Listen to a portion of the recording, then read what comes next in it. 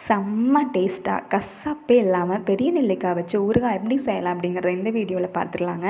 பெரிய நெல்லிக்காய் எடுத்து நல்லா 2-3 டைம் வாஷ் பண்ணி எடுத்துகிட்டு அது ஒரு இட்லி பானையில் வச்சு 15 to 20 மினிட்ஸ் ஹை ஃப்ளேம்லேயே வச்சு வேக வச்சு எடுத்துக்கலாங்க. ரொம்ப நேரம் விட்டால் குழஞ்சிரும். 15 to 20 மினிட்ஸ் எடுத்தோம் அப்படின்னா ஊறுகாய்க்கு தகுந்த பக்குவத்தில் வெந்து வந்துடுங்க. அதுக்கப்புறம் கொட்டை எடுத்துகிட்டு சின்ன சின்ன பீசஸாக அதை பிச்சு எடுத்து வச்சுக்கலாங்க.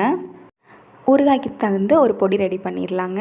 அதுக்கு 1/4 டேபிள் ஸ்பூன் கடுகு, 1/2 டேபிள் ஸ்பூன் வெந்தயம் போட்டு எண்ணெயெல்லாம் விடாமல் நல்லா வறுத்து எடுத்து அது நல்லா மைய பிடிச்சி எடுத்து வச்சுக்கோங்க.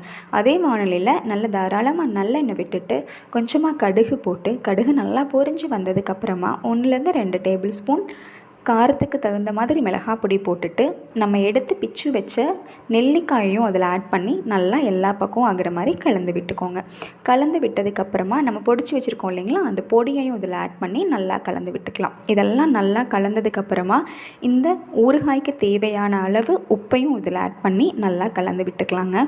இதெல்லாமே நல்லா கலந்து விட்டதுக்கப்புறமா மூடி போட்டு கொஞ்சம் நேரம் மூடி வச்சிங்க அப்படின்னா நல்லா எல்லா பக்கமும் கலந்து சேர்ந்து வந்துடுங்க. ஒரு 10-15 மினிட்ஸ் விட்டிங்க அப்படின்னாலே நல்லா அந்த எண்ணெய் எல்லாம் இஞ்சி எல்லா பக்கமுமே உப்பு காரம் எல்லாமே பிடிச்சி வந்துடுங்க. இந்த மாதிரி நல்லா வெந்து வந்ததுக்கப்புறமா நம்ம தயிர் சாதத்துக்கோ இல்லை ஏதாவது ஒரு வெரைட்டி ரைஸ்க்கோ வச்சு சாப்பிட்டோம் அப்படின்னா டேஸ்ட்டு வேறு லெவலில் இருக்குங்க. கண்டிப்பாக ஒரு டைம் ட்ரை பண்ணி பாருங்கள்.